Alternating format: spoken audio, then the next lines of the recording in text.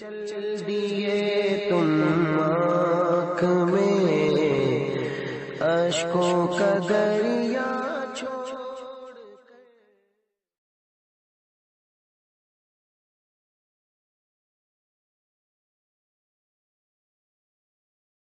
وعلیکم السلام ورحمۃ اللہ۔ جناب جنید رضوی صاحب، صدر جماعت رضائے مصطفیٰ شاخ قلم بولی، نوی ممبئی، مہاراشٹرا۔ آپ نے مجھے ایک پوسٹ بھیجی ہے اور اس کا جواب طلب کیا ہے۔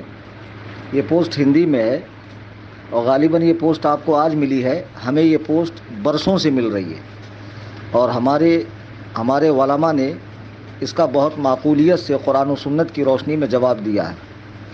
شاید آپ تک وہ جواب نہیں پہنچا، ورنہ آپ یہ سوال دہراتے نہیں۔ چلیے ایک مرتبہ پھر میں اس کا جواب دیتا ہوں۔ یہ کسی وہابی کی بنائی ہوئی پوسٹ ہے جس کو اللہ والوں سے، ان کے آستانوں سے، ان سے محبت کرنے سے بڑی سخت چڑ معلوم ہوتی ہے، تبھی اس نے اس قسم کی بکواس اس پوسٹ کے اندر کی ہے۔ اس پوسٹ کا جو ابتدائی حصہ ہے وہ یہ ہے کہ قبر پرستوں، آپ کے ولی زندہ ہیں تو بتائے اس کی موت کب آئیں گی۔ بولنے والا اتنا جاہل ہے، وہ حیات بعد الممات کا قائل نہیں ہے۔ اس خبیث سے کہنا کہ جب وہ داخل اسلام ہوا تو اس نے یہ پڑھا نہیں والبعث بعد الموت، کہ ہم موت کے بعد اٹھائے جائیں گے، موت کے بعد زندگی کے سب قائل ہیں۔ اگر موت کے بعد انسان زندہ نہیں ہوتا تو قبر میں جب فرشتے سوال کرنے آتے ہیں تو وہابی جواب دیتا ہے یا لیٹا پڑا رہتا ہے، لات گھونسے کھاتا رہتا ہے؟ تو ظاہر سی بات ہے جواب دیتا ہوں گا۔ اگر انسان مر جاتا ہے، اس کو کوئی بات کا احساس نہیں ہے، تو پھر جب اسے عذاب ہوگا تو تکلیف کیسے ہوگی؟ اگر اسے ثواب ملے گا تو راحت کیسے محسوس کرے گا؟ اور خود قرآن کریم سے مرنے کے بعد کی زندگی کا ثبوت ہے۔ اللہ فرماتا بل احیاء عندہم یرزقون، بلکہ وہ زندہ ہیں اور رزق بھی دیے جاتے ہیں۔ بلکہ تمہیں ان کی زندگی کا احساس نہیں ہے کہ وہ کس طرح زندہ ہے، آپ سوچ نہیں سکتے ہیں۔ اور اللہ کے نبی فرماتے ہیں قبرستان سے گزرو تو سلام کرو السلام علیکم یا اہل القبور، تو قبر والے تمہارا جواب دیتے ہیں۔ اب بتائیے، آپ نے سلام کیا، انہوں نے سنا، انہوں نے جواب دیا تو آپ نے سن لیا، اور خدا نہ خواستہ کسی دن سن ہی لو تو آپ کی حالت خراب ہو جائیں گی۔ تو معلوم پڑا کہ قبر والے ہم سے زیادہ سنتے ہیں۔ اللہ کے نبی فرماتے ہیں کہ مردے تمہاری قدموں کی آہٹ کو بھی سنتے ہیں اور آنے والوں کو پہچانتے بھی ہیں، اسی لیے قبروں پہ جانا چاہیے، اصالہ ثواب کرتے رہنا چاہیے۔ بہرحال میں اس پوسٹ کا جواب دے دوں۔ اس پوسٹ میں پہلے تو ایک قرآنی آیت ہے، اور قرآنی آیت یہ ہے کہ کل نفس ذائقۃ الموت، ہر نفس کو موت کا مزہ چکھنا ہے۔ تو بھائی اس کا تو کسی نے انکار نہیں کیا، ہم تو خود ہی کہتے ہیں کہ جو بھی ماں سوائے اللہ ہے، اللہ کے سوا جو بھی ہے، انسان ہوں، جنات ہوں، چرند ہوں، پرند ہوں، درند ہوں، ہوا کے ہوں، زمین کے کیڑے مکوڑے ہوں، سمندر کے جانور ہوں، ملائکہ ہوں، جو بھی ہے اللہ کے سوا، کل من علیہا فان، ایک دن سب فنا ہو جائیں گے۔ وَيَبْقَى وَجْهُ رَبِّكَ ذُو الْجَلَالِ وَالْإِكْرَامِ، باقی رہنے والی ذات صرف اللہ کی ہے۔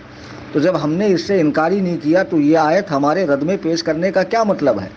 اس عقل کے اندھے، شکل کے گندے، دیو کے بندے وہابڑے سے پوچھو کہ اس آیت کا ہم نے انکار کب کیا ہے۔ اب آئیے اس کی دوسری بات کو دیکھتے ہیں۔ یہ خبیث شخص کہتا ہے قبر کو سجدہ کرنا حرام ہے، تو اس سے پوچھئے کہ ہم نے قبر کو سجدہ کرنا کب جائز کہا ہے؟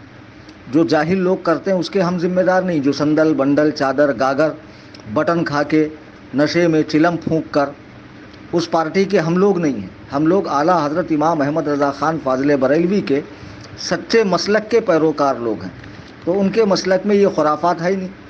اعلیٰ حضرت رحمۃ اللہ علیہ نے الزبدۃ الزکیہ میں صاف صاف سجدے کی دو قسمیں لکھی۔ ایک سجدہ جو عبادت کے لیے ہو، سجدہ تعبدی کہتے ہیں، وہ کسی کے لیے بھی ہو کفر ہو جائے گا، اور اگر تعظیم کے لیے ہو کہ پیر صاحب آ رہے ہیں، جیسے بعض خانقاہوں کے اندر دیکھتے ہیں کہ پیر صاحب کو سجدہ کیا جاتا ہے، تو یہ حرام، سخت حرام، اس کی اجازت اللہ کے نبی کے لیے بھی نہیں ہے، تو 2 ٹکے کے پیر صاحب کے لیے کیسے سجدہ جائز ہو جائے گا؟ تو بہرحال سجدے کو ہم نے جائز نہیں کہا، تو اس حدیث سے تو ہمیں اتفاق ہے۔ اب آگے یہ صاحب صحیح مسلم شریف کی ایک حدیث نقل کرتے ہیں کہ اللہ کے رسول صلی اللہ تعالی علیہ وسلم نے کیا لکھا انہوں نے قبر کو سجدہ کرنا حرام بخاری کی، تو قبر کو سجدہ تو ہم بھی حرام کہتے ہیں، قبر کو پختہ کرنا حرام۔ انہوں نے حوالہ دیا ہے صحیح مسلم کا، اور حدیث نمبر لکھی ہے 42-22-47۔ اب دیکھیے یہ حدیث صحیح مسلم کے اندر کس طرح ہے۔ یہ حضرت ایوب حضرت زبیر کی روایت ہے، اور انہوں نے حضرت جابر سے نقل کیا ہے، اللہ کے نبی فرماتے ہیں قال نہی عن تقصیص القبور، قبروں کو چونا لگانے سے منع کیا اللہ کے نبی نے۔ اب یہ کہہ رہا ہے کہ قبروں کو پختہ کرنے سے منع کیا۔ کوئی وہابی مائی کا لال جس نے اپنی ہی ماں کا دودھ پیا ہو، کسی کتیا کا دودھ نہ پیا ہو، فقیر Muhammad Kaleem Hanfi Rizvi from Kurla west Mumbai, mobile number 9820672770، any time most welcome for مناظرہ، کبھی بھی آ سکتا ہے مناظرہ کرنے کے لیے۔ اور اس حدیث کو صحیح مسلم میں جیسا اس نے ہندی میں لکھا، اللہ کے نبی نے ہندی میں تھوڑی فرمایا، اردو میں تھوڑی فرمایا، اللہ کے نبی فرماتے عن جابر قال نہی عن تقصیص القبور، حضرت جابر کہتے ہیں کہ اللہ کے رسول صلی اللہ علیہ وسلم نے قبروں کو چونا لگانے سے منع کیا۔ اور یہ آپ کو چونا لگا رہا ہے، یہ لوگوں کو چونا لگا رہا ہے۔ بتاؤ چونا لگانا کتنی بری بات ہے۔ دنیا میں ایک پان والا ہی ہے جو بول کے چونا لگاتا ہے، زیادہ لگاؤں کہ کم لگاؤں، اور یہ وہابڑے ہر ایک کو چونا لگاتے ہیں۔ اب یہ وہابڑا کہہ رہا ہے کہ حدیث میں ہے کہ اللہ کے نبی نے قبر کو پختہ کرنے سے منع کیا، اور حدیث کا نمبر ہے صحیح مسلم کا 2247۔ دنیا میں کوئی وہابڑا جس کو ذرہ برابر شرم ہو تو وہ یہ حدیث مجھے صحیح مسلم میں دکھا دے، اس کے وزن کے برابر اس کو میں سعودی ریال دوں گا جس پر وہ رال ٹپکاتا ہے۔ حرام خورو، جب یہ حدیث صحیح مسلم میں ہے ہی نہیں تو تم نے جھوٹ کیسے لکھا؟ اب آگے یہ لکھتا ہے ابو داؤد شریف کی حدیث نمبر 32-36 کے حوالے سے کہ اللہ کے رسول صلی اللہ تعالی علیہ وسلم نے قبر پر لکھنے کو حرام کہا ہے۔ کیا لکھا ہے؟ قبر پہ لکھنا حرام ہے، جبکہ قبر پہ لکھنا حرام نہیں ہے، قبر پہ لکھنا منع ہے۔ اور ہم لوگ قبر پر نہیں لکھتے ہیں، قبر کے سرہانے ایک کتبہ لگاتے ہیں، ماربل کا، سنگ مرمر کا، کوئی پتھر کا، اس پر مرنے والے کی تاریخ پیدائش اور ڈیٹ آف ڈیٹ لکھتے ہیں اس کا کہ یہ کب وصال کر گئے، تاکہ لوگوں کو معلوم پڑے کہ یہ قبر ہے، اس پہ چلنا، اس پر بیٹھنا، اس پر کھانا پینا، اس پہ مسجد بنانا جائز نہیں ہے۔ اور قبر پہ لکھنا منع ہے اور قبر کے سرہانے لکھنا منع ہے، یہ دونوں میں فرق ہے۔ اور یہ صاحب نے تو گھر سے شریعت بنا دی، لکھ دیا کہ قبر پر لکھنا حرام ہے۔ چلو دنیا کا کوئی وہابی یہ الفاظ اللہ کے نبی صلی اللہ تعالی علیہ وسلم کی زبان سے مجھے حدیث کی کسی کتاب میں دکھا دے، بخاری، مسلم، ترمذی، ابن ماجہ، ابو داؤد، سنن نسائی، حدیث کی ان 6 صحیح کتابوں میں، یا کسی اور کتاب میں بھی دکھا دے، مصنف عبد الرزاق، مصنف ابن ابی شیبہ، مسند ابی اعلیٰ وغیرہ کسی بھی کتاب میں دکھا دے، ایڑیاں رگڑ رگڑ کے مر جائیں گے، لیکن قیامت کی صبح تک وہ لوگ یہ حدیث دکھا نہیں سکتے کہ اللہ کے رسول نے قبر پر لکھنے کو منع کیا ہے، حرام کہا ہے۔ پہلی بات تو حرام کا لفظ نہیں ہے، قبر پر لکھنا منع ہے۔ ہم لوگ قبر پر نہیں لکھتے ہیں، قبر کے سرہانے لکھتے ہیں، اور اس نیت سے لکھتے ہیں تاکہ آنے والوں کو شناخت ہو جائے کہ یہ قبر ہے، یہ مسلمان کی قبر ہے۔ اور آگے اس نے کیا لکھا ہے؟ قبر پر موم بتی دیے جلانا حرام ہے، سنن نسائی کا حوالہ دیا ہے۔ تو اللہ کے بندو، ہم خود بھی تو اس چیز سے منع کرتے ہیں۔ اعلیٰ حضرت رحمۃ اللہ تعالی علیہ کی کتابیں پڑھو، فتاوی رضویہ، انہوں نے قبر کے اوپر موم بتی جلانا، اگربتی جلانا، آگ جلانے کو منع کیا، چونکہ یہ جہنم کی چیز ہے۔ ہمارے علماء بھی منع کرتے، جب یہ کام ہم کرتے ہی نہیں ہے، چند اوباش قسم کے لونڈے جن کو نماز روزے سے کام نہیں ہے، ڈھول تاشے کی دھن پر چرس گانجے کا سٹا مار کر اگر قبروں کے ساتھ یہ کام کرتے ہو تو یہ ان لونڈوں کا قصور ہے، نہ کہ ہمارا قصور ہے۔ ہم نے کب جائز کہا اس چیز کو کہ قبروں پر آگ جلانا جائز ہے؟ تو اس سے تو ہم اتفاق نہیں کرتے۔ آگے اس نے لکھا ہے کہ قبر پر عرس کا میلہ لگانا حرام، اور حدیث کا حوالہ دیا ہے 2047، قبر پر عرس کا میلہ لگانا حرام۔ اب اس پر بھی میں وہابی دنیا کے تمام علماء کرائم، ان کے علماء کرام تو ہوتے نہیں ہیں، سب سالے کرائم کرنے والے الو ہوتے ہیں ان کے اندر، تو پوری دنیا وہابیت دیوبندیت کے علماء کرائم کو مناظرے کا چیلنج دیتا ہوں کہ اگر ہو ان کی ماں نیک اور باپ ایک، سمجھ رہے ہو؟ تو میرے مناظرے کا چیلنج قبول کر لو اور عرس کا لفظ حدیث کے اندر دکھا دو. حرام خورو، جس حدیث کو تم نے یہاں پیش کیا ہے 2047 کو، وہاں پر یہ بات موجود ہی نہیں ہے. اللہ کے رسول صلی اللہ تعالی علیہ وسلم نے ایسا فرمایا ہی نہیں ہے. چونکہ تم تو خود کہتے ہو کہ عرس، یہ ساری چیزیں مولانا احمد رضا خان نے بریلی سے شروع کی. جب یہ 150 سال پہلے شروع ہوئی تو 1500 سال پہلے اللہ کے نبی نے کیسے فرمایا کہ قبر پر عرس کا میلہ لگانا حرام؟ آپ تو خود کہتے ہو نا کہ یہ بریلی سے شروع ہوا ہے، اور بریلی سے جب شروع ہوا تو پھر یہ حدیث میں یہ الفاظ کیسے آ گئے؟ تو آپ کی ذمہ داری ہے کہ آپ ہمیں یہ حدیث دکھاؤ 2047 کے اوپر. میں آپ کو بتاتا ہوں وہاں کیا حدیث ہے. وہاں حدیث یہ ہے 2047 کے اوپر جو تم نے پیش کی، وہ حدیث ہے ہی نہیں. وہاں حدیث یہ ہے کہ اللہ کے رسول صلی اللہ تعالی علیہ وسلم ارشاد فرماتے ہیں کہ اے اللہ، مدینہ والوں کے ناپنے کے پیمانے میں برکت عطا فرما، ان کے سا میں برکت عطا فرما، ان کے مد میں برکت عطا فرما. یہ حدیث ہے. اور بھائی صاحب کہہ رہے ہیں کہ عرس کا میلہ لگانا حرام ہے. ابے مدرسے میں پڑھنے جاتے ہو کہ گھاس چھیلنے جاتے ہو؟ ہاں، کتنے بڑے گھامڑ ہو تم لوگ. حدیث قرآن کے نام پر اتنی بڑی بڑی پھینکتے ہو. اگر مودی بھی تمہاری پھیکم پھاک کو دیکھ لے تو شرما کے مکھی کے پیشاب میں ڈوب کے مر جائے گا. اتنے بڑے حرام خور وہابڑے ہیں اور جھوٹ بولتے ہیں کہ حدیث میں عرس کا لفظ ہی نہیں ہے، اور اپنی طرف سے اٹھا کے ٹھیل دیا کہ حدیث میں لکھا ہے کہ عرس کرنا حرام ہے. عرس کرنا بالکل جائز ہے. جس تاریخ کو اللہ والے وفات کرتے ہیں اس تاریخ کو ان کی قبر پہ سندل لگانا، غسل دینا اور چادر صلاۃ و سلام پڑھتے ہوئے لے جانا، لا کر چڑھانا بالکل جائز ہے.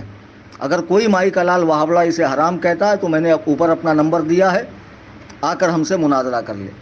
اب آگے کیا بکواس کیا کہ قبر پہ لکھنا حرام ہے، اس کا جواب میں نے دیا. موم بتی کا جواب دیا، عرس کا جواب دیا. اب اس کے آگے لکھتا ہے قبر پر مجاور بن کر بیٹھنا حرام ہے، اور حدیث کا حوالہ دیا ہے 33-25. تو یہ حدیث صحیح مسلم میں اس مقام پر موجود ہی نہیں. جب تم کہتے ہو کہ یہ سب ہندوستان میں شروع ہوا، عرس کرنا، مجاور بننا، چادریں چڑھانا، تو اللہ کے نبی نے 1500 سال پہلے کیسے فرمایا کہ قبروں پر مجاور بن کر بیٹھنا حرام ہے؟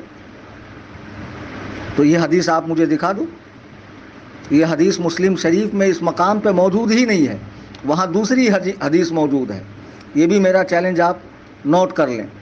اب آگے ان صاحب نے لکھا قبر کی طرف رخ کر کے نماز پڑھنا حرام ہے. یہ حدیث بھی جو حوالہ انہوں نے دیا ہے صحیح مسلم کا 22-50. قبر پر نماز پڑھنے کو ہم لوگ بھی حرام کہتے ہیں. آئی سمجھ میں بات؟ نماز اللہ کی عبادت ہے. البتہ قبر سے فاصلے پر اللہ کے لیے نماز پڑھی جائے قبلہ کی طرف رخ کر کے، اور آگے کہیں قبر آتی ہو تو اس میں کوئی مذائقہ نہیں ہے. آپ جس مسجد میں نماز پڑھتے ہیں اس مسجد سے کعبے کے بیچ میں لاکھوں کروڑوں قبرستان آتے ہوں گے، ہزاروں لوگوں کی قبریں آتی ہوں گی. تو آپ نے کیا ان قبروں کی نیت کی ہے؟ آپ تو نیت کرتے ہیں منہ میرا طرف کعبہ شریف کے.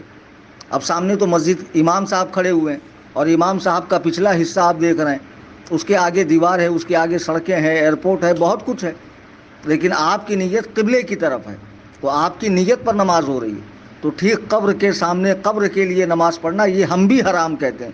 اگر ہم نے جائز کہا ہو تو ہماری کسی کتاب کے اندر دکھا دو. اب اس کے بعد یہ آخری بکواس کرتے ہیں قبر پر ذبح کرنا حرام ہے، مرغا، بکرا، گائے وغیرہ. ابو داؤد شریف 32-22. آپ نے دیکھا وہابی نے کیا لکھا کہ قبر پر ذبح کرنا حرام ہے، اور آگے کیا کیا لکھا؟ مرغا، بکرا اور اسی طریقے سے گائے وغیرہ بہت کچھ لکھا ہے اس کے اندر. تو اب میں تمام وہابیوں سے کہنا چاہوں گا ذرا وہ مرغے کا لفظ حدیث کے اندر دکھا دیں. حدیث کیا ہے میں آپ کو بتاتا ہوں. ابو داؤد شریف کی حدیث ہے 32-22. اللہ کے نبی صلی اللہ علیہ وسلم فرماتے قال عبد الرزاق کان یعقرون عند القبر بقرۃ او شاء. اللہ کے رسول صلی اللہ علیہ وسلم فرماتے لوگ زمانے جاہلیت میں، یعنی کفر کے زمانے میں، جب اسلام نہیں آیا تھا اس زمانے میں قبر کے پاس جا کر گائے بکری وغیرہ ذبح کیا کرتے تھے۔ مرغے کا لفظ تو حدیث میں ہے ہی نہیں۔ واہ رے، کتنے بڑے وہابڑے جھوٹے ہیں یہ، جھاپک جھوا داڑھا رکھ رکھ کے 3 میل کا یہود چھاپ داڑھا ناف کے نیچے تک، حرام خور لوگ ممبروں پر بیٹھ کر جھوٹ جھوٹ بولتے ہو، اور لوگ حدیث قرآن کے نام پر تمہاری پڑیا ہضم کر لیتے ہیں، سوچتے ہیں اتنے بڑے مولانا ہے، اتنا بڑا داڑھا رکھا ہے تو صحیح بولیں گے۔ سن لو، سنڈاس پہ چاندی کا ورق لگانے سے اصلیت نہیں بدلتی ہے، ورق ہٹا کے اندر کا سنڈاس دیکھو کیا ہے۔ تم کو کوئی جنت الفردوس کی بوتل میں پیشاب دے دے تو تم ملو گے بدن پہ بوتل جنت الفردوس کی ہے؟ ابے عقل کے اندھے، یہ تو دیکھ اندر مال کون سا ہے۔ اس نے صرف داڑھا رکھا ہے، ٹوپا لگایا ہے، نماز پڑھ پڑھ کے ماتھے پہ شامی کباب بنا لیا ہے، لیکن یہ حرام خور حدیث قرآن کے نام پہ جتنا جھوٹ بول رہا اس کو کون پکڑے گا؟ کوئی بھی وہابڑا حرام زادہ، میں نے اوپر اپنا نمبر دیا ہے، ایڈریس دیا ہے، اگر صحیح وقت میں پیدا ہوا ہے، بے وقت نہیں پیدا ہوا ہے، سمجھے، اور پورے محلے کی کوششوں سے نہیں پیدا ہوا ہے تو آئے اور آ کر مجھ سے مناظرہ کر لے۔ حدیث میں مجھے مرغے کا لفظ دکھا دے، حدیث میں مرغے کا لفظ ہی نہیں ہے۔ اللہ کے رسول صلی اللہ علیہ وسلم فرماتے ہیں، جہالت کے زمانے میں جب لوگ کافر تھے تو اپنے کافر باپ داداؤں کی قبر پر وہ اس طرح جا کر کرتے تھے کہ ان کی قبروں پر گائے بکری وغیرہ ذبح کرتے تھے۔ گائے اور بکری کا ہی لفظ ہے، نہ اس میں بیل کا ہے، نہ اونٹ کا ہے، نہ سانڈ کا ہے، نہ مرغے کا ہے، نہ انڈے کا ہے۔ اللہ کے نبی فرماتے لا عقر فی الاسلام عن انس قال قال رسول اللہ صلی اللہ علیہ وسلم لا عقر فی الاسلام۔ اللہ کے نبی فرماتے اسلام میں عقر نہیں ہے، یعنی کفار کی قبروں پہ جا کر بکریاں ذبح کرنا اور گائے ذبح کرنا یہ اسلام میں نہیں ہے۔ کیوں؟ کانوا یعقرون عند القبر بقرۃ او شاۃ، زمانہ جاہلیت میں، کفر کے زمانے میں لوگ اس طرح کام کرتے تھے۔ اب ہم لوگ جو نیاز لے کر جاتے ہیں، جس کو ہمارے مہاراشٹر میں کندوری کہتے ہیں، تو ہم لوگ اسے اللہ کے نام پر ذبح کرتے ہیں، اور پھر فاتحہ ہوتی ہے، اس کا ایصال ثواب اللہ والے کو کیا جاتا ہے، پھر وہ غریبوں کو، مسکینوں کو، محتاجوں کو کھلایا جاتا ہے۔ اگر یہ حرام ہو تو کوئی بھی وہابڑا مجھے ثابت کر دے۔ باتیں بہت ہے، لمبی چوڑی تقریر ہو سکتی ہے، مختصر میں آپ حضرات اتنا ہی سمجھ جائیے کہ یہ پوسٹ سراسر جھوٹ کا پلندہ ہے، اور اس میں سوائے جھوٹ کے کچھ نہیں ہے، اور قرآن حدیث کے نام پہ صرف بکواس کی گئی ہے، سنی مسلمانوں کو ٹارگٹ کیا گیا ہے۔ اللہ ہمیں وہابیوں کی شرارت سے، ان کے فتنے سے محفوظ فرمائے، آمین ثم آمین۔